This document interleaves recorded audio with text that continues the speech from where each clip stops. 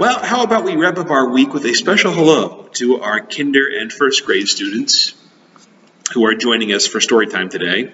In fact, it was one of our kinders who requested today's book. Hello, Avi. Hope you're doing well. She asked for this one here.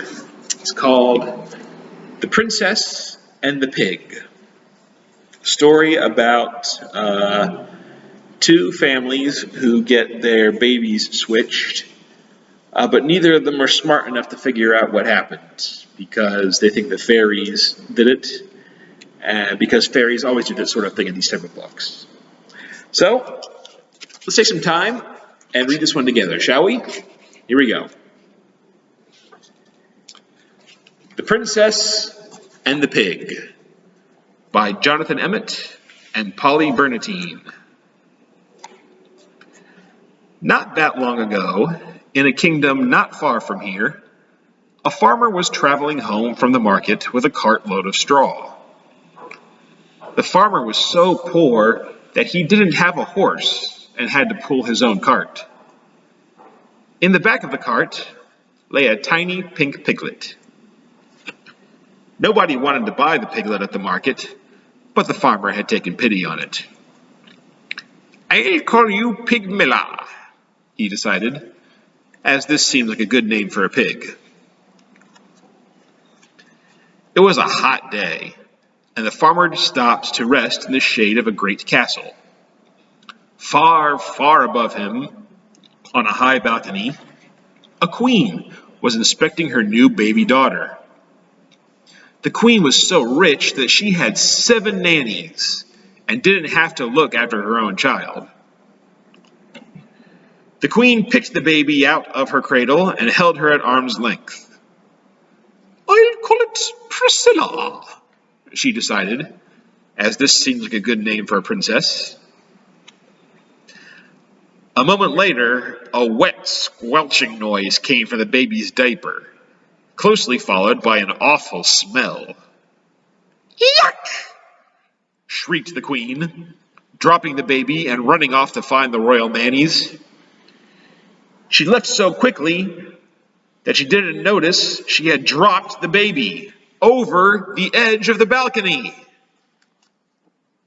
Down, down, down went the baby into the farmer's cart. Up, up, up flew the piglet into the princess's cradle. When the queen returned and found the piglet lying where the baby should have been, she let out an even louder shriek and fainted into the nanny's arms. The king thought that he knew what had happened. "A bad fairy has done this," he explained. "The fairy wasn't invited to the princess's christening, so she's turned the baby into a piglet to get her revenge. It's the sort of thing that happens all the time in books." Meanwhile, the farmer had returned home and was surprised to discover a baby girl lying where the piglet should have been. The farmer's wife thought she knew what had happened. "A good fairy has done this," she explained. "The fairy knew how poor and honest we are, and how badly we wanted a child, so she turned the piglet into a baby. It's the sort of thing that happens all the time in books." And so, without a second thought, the baby became Pigmella, the farmer's daughter, and the piglet became Priscilla, the royal princess. It wasn't long before Pigmilla was able to eat, walk, and get dressed all by herself. And the farmer and his wife soon forgot that she'd ever been a pig. Things were not so easy for Priscilla. But the king and queen never let anyone forget that she really was a princess. As Pigmilla grew older, she grew smarter and beautiful and was admired by everyone she met. As Priscilla grew older, she grew not so smart and not so beautiful, and was avoided by everyone she met. Then one day, The farmer's wife overheard some of the castle servants talking about the princess who had turned into a pig. "It's just like what happened to Pigmilla," she told her husband, "only the other way around."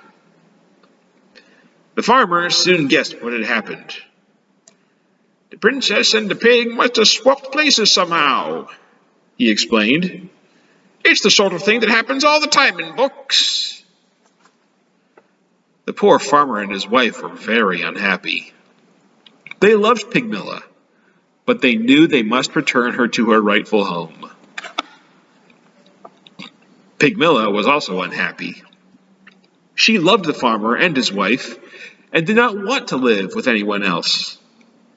But they were an honest family, so the next day they all went to the castle to see the king and queen. The king and queen listened to the farmer's story, but they didn't believe it. "What nonsense!" cried the queen.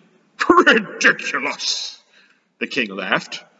"This girl may be smart and beautiful, but she does not look or speak like a real princess." The queen thought she knew what was happening.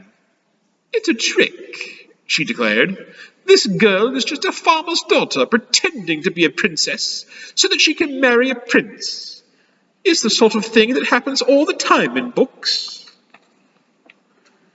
And so Pigmilla returned home with the farmer and his wife, where she married a young shepherd and lived happily ever after, and never once wished that she'd been a princess. And Priscilla also got married to a handsome prince, although he had to be talked into it. "Priscilla was changed into a pig by a bad fairy," the king explained. "But once you kiss her, the spell will be broken, and she will turn back into a beautiful princess," added the queen. "It's the sort of thing that happens all the time in books," they assured him. But, unfortunately for the prince, it's not the sort of thing that happens in this particular book. The end. Not a long story, not a difficult one, but a little bit of fun just to end our week. So thank you for reading this story with me. I hope you have a good weekend, and I will see you whenever it is I see you next. Take care.